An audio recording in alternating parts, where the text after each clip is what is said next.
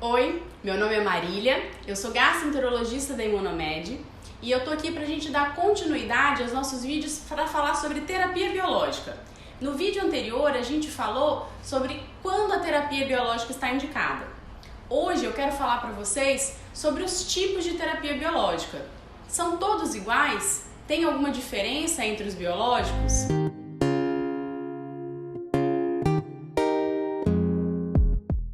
A indicação da terapia biológica e da escolha do biológico vai depender do diagnóstico do paciente, se ele tem doença de Crohn, se ele tem retocolite, da idade do paciente, das medicações que já usou previamente, se já fez ou se tem indicação de algum tratamento cirúrgico em associação, se esse paciente tem outras doenças associadas, sejam elas autoimunes ou não, dos fatores de risco individual e familiares apresentados por esse paciente. Tudo isso vai pesar na escolha dos diferentes tipos de biológico. Mas quais são então esses biológicos? Os primeiros biológicos disponíveis para o tratamento das doenças inflamatórias intestinais foram os anti-TNFs, então são antifator de necrose tumoral alfa. Quais são esses medicamentos? São o infliximab, adalimumab, certolizumab e golimumab. Foram as primeiras medicações que já estão disponíveis no mercado há 20 anos. Então, pelo tempo que nós já temos de utilização, nós já temos muita segurança, muitos estudos com essas medicações e, de um modo geral, são as medicações normalmente de primeira escolha para a grande maioria dos tratamentos. Essas medicações têm uma vantagem, têm algumas vantagens e algumas desvantagens. Quais seriam essas vantagens? Bom, vantagem eu acabei de mencionar, nós temos muita experiência com elas pelo tempo que a gente tem com elas no mercado de utilização. A outra vantagem é uma vantagem e desvantagem ao mesmo tempo. Elas são drogas não seletivas. O que isso quer dizer? Elas fazem uma imunossupressão no nosso corpo de um modo geral. Elas não agem exclusivamente no intestino.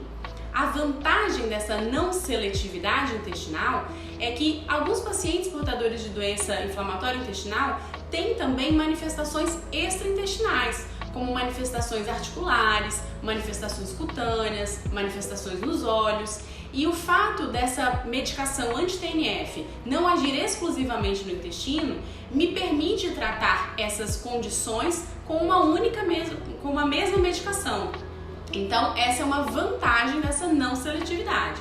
Qual seria a desvantagem dessa droga não ser exclusiva? Justamente o risco de efeitos colaterais como infecções.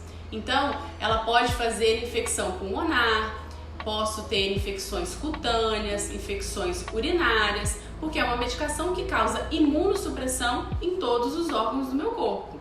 Claro que, apesar desse risco, os benefícios superam a sua indicação e vai haver um acompanhamento, um controle do seu médico durante o tratamento. Então, apesar disso, são medicações seguras, como eu mencionei que nós temos muita experiência, que tem uma ação muito rápida em determinadas circunstâncias e por isso muitas vezes elas são as medicações de primeira escolha.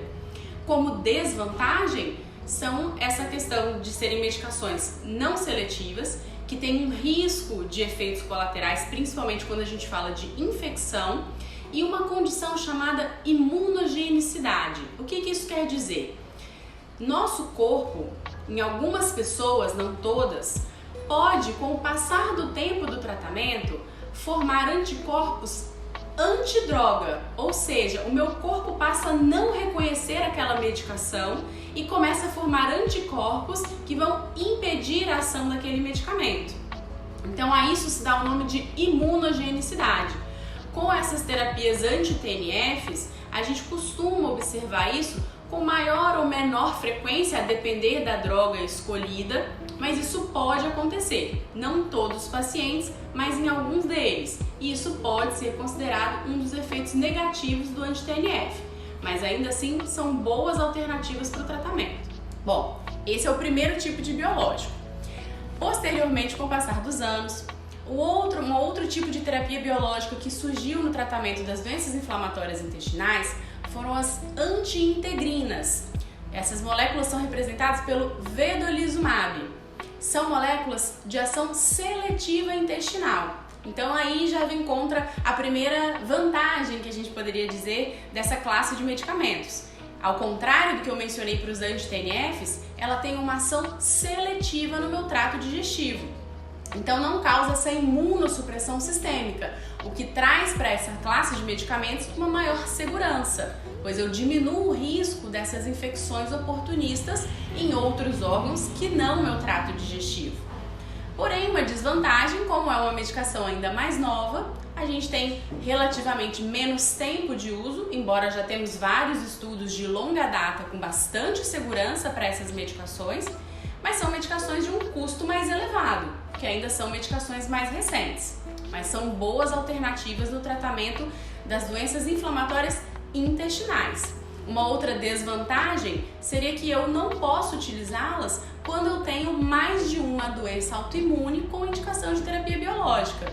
Se ela atua exclusivamente no intestino, eu não vou ter benefício dessa medicação nas articulações, na pele, em outros órgãos em que eu também tenho uma doença autoimune acontecendo concomitantemente à doença inflamatória intestinal.